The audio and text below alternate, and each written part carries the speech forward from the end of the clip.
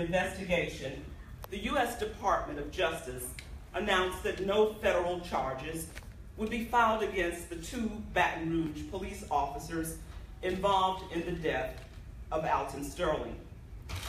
I have been in contact with the Sterling family to express my continued sympathy. No decision by the Department of Justice can replace the loss of Mr. Sterling. You see, Mr. Sterling's name is more than a hashtag or a Facebook post.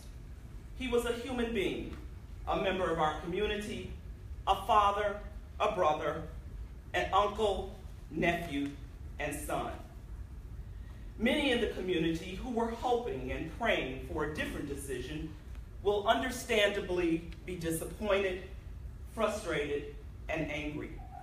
This decision by the Justice Department to not file charges does not mean the police officers acted appropriately. It means there was not sufficient evidence, according to what we heard from the Department of Justice, to charge the officers with violating the civil rights of Mr. Sterling. And many in the community will disagree or not fully understand how that could be true.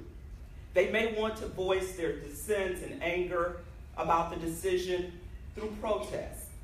And certainly as Americans who have the right to free speech and lawful assembly, they are within their rights to do so, as long as the protests are peaceful and do not endanger the safety of other citizens, businesses, property, and law enforcement officers in the parish. As I urge people to keep calm and keep the peace of the parish, this does not have to mean that we are satisfied with the status quo. That is why I met with community leaders my first week in office, and collaboratively, we announced revisions to the Baton Rouge Police Department's training policy manual surrounding use of force. In addition, on Wednesday, April 26th, the East Baton Rouge Metro Council members appropriated $2.5 million to secure body cameras for all Baton Rouge Police Department officers. This community deserves 21st century policing, which will include expanded and more effective training. Officers will soon participate in an implicit bias training program to improve fair and impartial policing. And I believe that the majority of our Baton Rouge Police Department officers are up for the task. Now, there's much work still to be done to increase the level of respect that our police officers have for our citizens, and citizens for our police officers. And I am committed as mayor to keep doing that important work, to keep working to close the gap between our officers and the citizens in this wonderful community. One of my central duties as mayor is to make sure that every citizen is safe from harm, including anyone who chooses to protest or voice opposition or speak out. I will be strong and firm in making sure that every citizen is safe from harm. Anytime the citizens of this parish are put in danger by anyone, there will be action taken to ensure the safety of those citizens as well as our law enforcement officers. My office has been coordinated and meeting with the governor's office and other agencies, and together we've been preparing for the announcement of the decision. These meetings began almost immediately after I took office to ensure that every agency was on the same page. The governor and his office have been involved in those meetings, and he has pledged to work with this parish government to make certain that required resources that are necessary will be available to us. And I appreciate his help and partnership on this. Now, let me speak personally to all those who are angry, frustrated, and confused by today's decision. I understand, and I'm asking that you continue to be peaceful and prayerful. If you feel a need to protest, of course, By all means, you have the right to lawfully assemble and protest in a powerful way and in a peaceful way. We owe it to the memory of Alton Sterling, to his family, and to our community to continue to make changes that make Baton Rouge a just and equitable city. We must rebuild trust where it has been fractured. We must advance opportunities for every citizen of Baton Rouge to thrive and prosper. We must commit to initiatives that promote equity and social justice. In the words of Dr. Martin Luther King, the road ahead is not altogether a smooth one. There are no broad highways that lead us easily and inevitably to quick solutions. But we must keep going. I know that we are a strong community that respects each other in our diversity in culture and backgrounds. We must also respect our diverse opinions as well. Now is the time to rally around the ties that bind us so that we can be stronger together. Now, I'll bring up the governor of our great state. Thank you, Mayor, and thank all of you for being here. This decision that was announced today was certainly a long time coming, and I understand that the wait has not been easy, especially for the Sterling family. 10 months after Alton's death, I know it must be painful for the family to relive the tragedy, and that pain extends to many in the community. And over the last 10 months, under both the Obama and Trump administrations, the U.S. Department of Justice has conducted an investigation into the events that unfolded here in Baton Rouge on July 5th, 2016.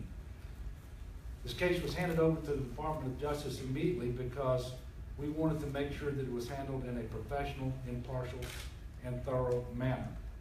And while many here today and out around Baton Rouge and Louisiana and elsewhere may not agree with their decision today, it is incumbent upon us here as Louisianans to pull together to assure peace is maintained as we continue to see this process through.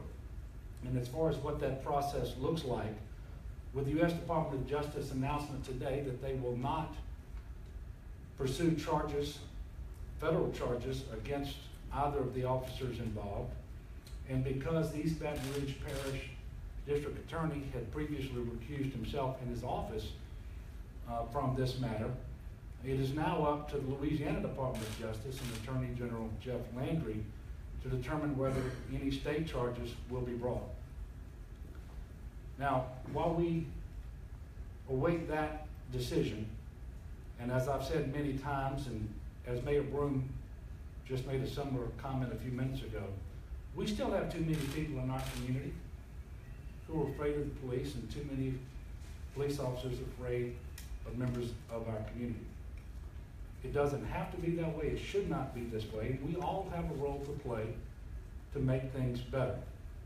Since last summer, my office has been working tirelessly to continue to have constructive dialogue, enact meaningful reforms, and expand opportunity with leaders in this community, both elected and community leaders, religious leaders, and others, to build stronger bonds as Louisianans. More recently, since Mayor Broome has taken office, we've worked closely together with her to continue these efforts. Those conversations and that work are still ongoing and will continue. Last summer, frustrations ran high, and we understand that. Our challenge collectively is to turn that frustration into positive change, change in how we treat one another, change how we see one another. But we should remember, Louisianans and the folks here in Baton Rouge express their frustrations peacefully, in a law-abiding manner. And we all have the right to give voice and visibility to our concerns and frustrations.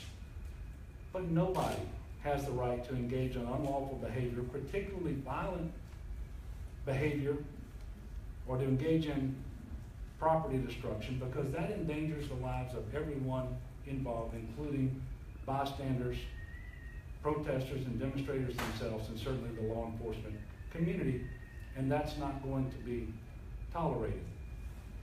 Our goal was and is to build trust and mutual respect between the people and the police. That will only happen if we listen and engage with one another. And as we move forward, I would ask everyone to pray for Alton's family and pray for our community that is continuing to heal. We can choose now, in the very difficult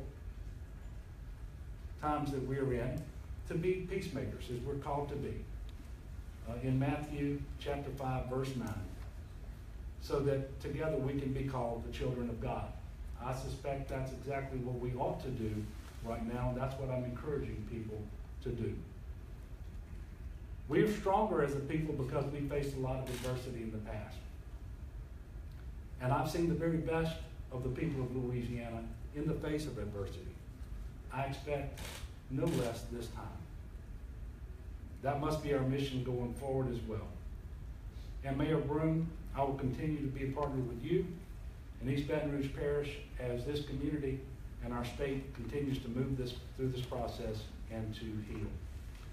And at this point in time, we will take some questions. Governor or Mayor, are you at all satisfied with the way the announcement of the decision was handled by the Department of Justice? The fact that it was leaked yesterday to major news networks rather than DOJ coming down here and discussing that first with our local leaders and then the local folks here in the community?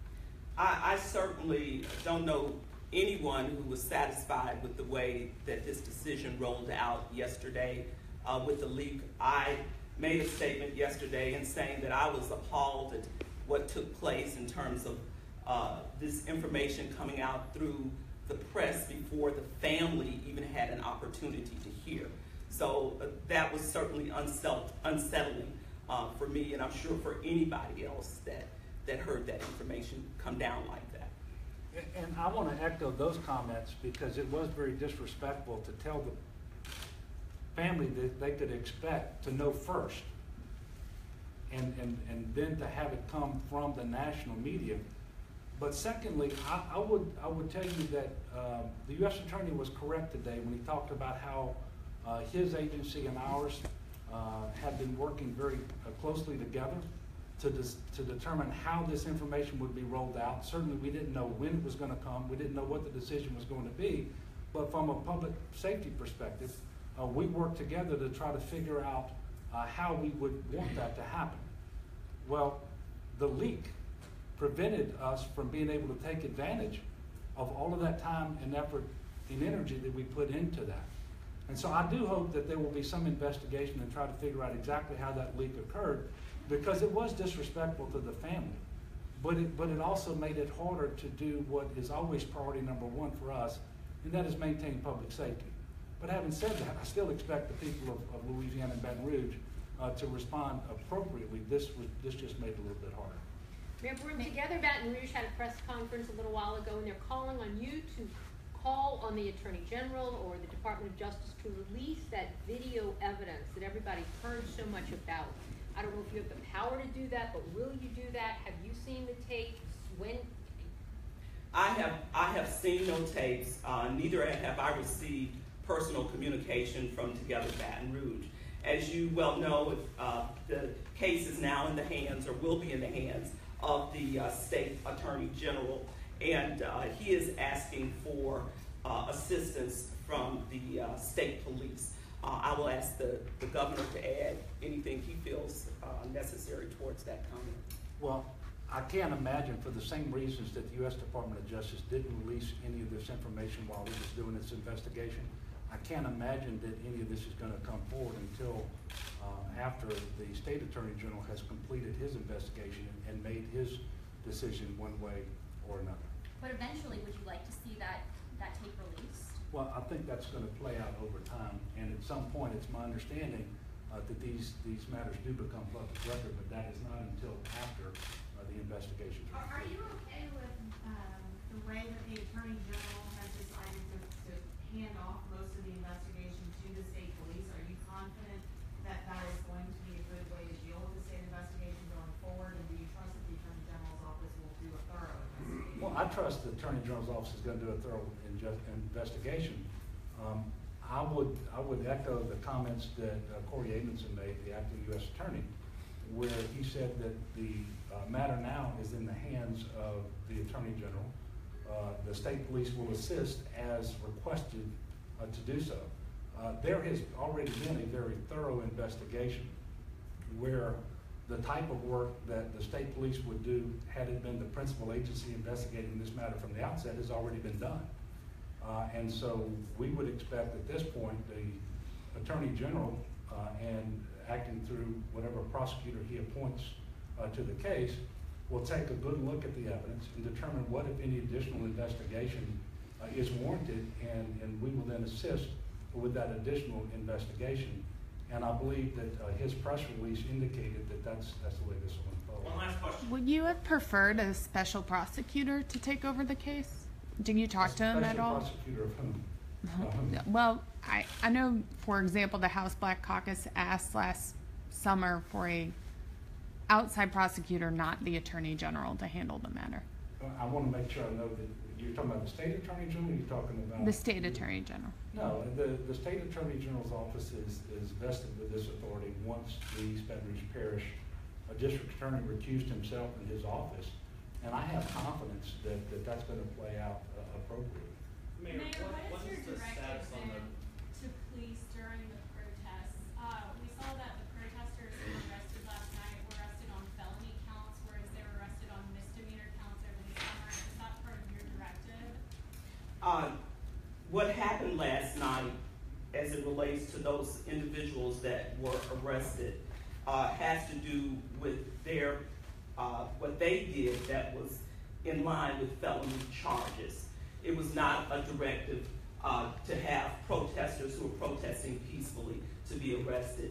I think if you research what happened in terms of violating, for example, having a gun in a zone where you're not supposed to have a gun and having it concealed, all of that led up to those particular charges. Mayor, I'll take one more question. Given that they in not so many words, described the actions of the police officers as reckless, do you know any status on those police officers? Will they be fired? Where do they go? And so I'm going to let this process play out in terms of the criminal charges that could subsequently become reality with the State Attorney General and the investigation perhaps involving the state troopers. And then I will talk to Chief Dabney and we will make a decision from there. But we have to let this process play out. Real quick, Mayor, in light of what happened last Thank summer, you so much. have y'all made any preparations with extra security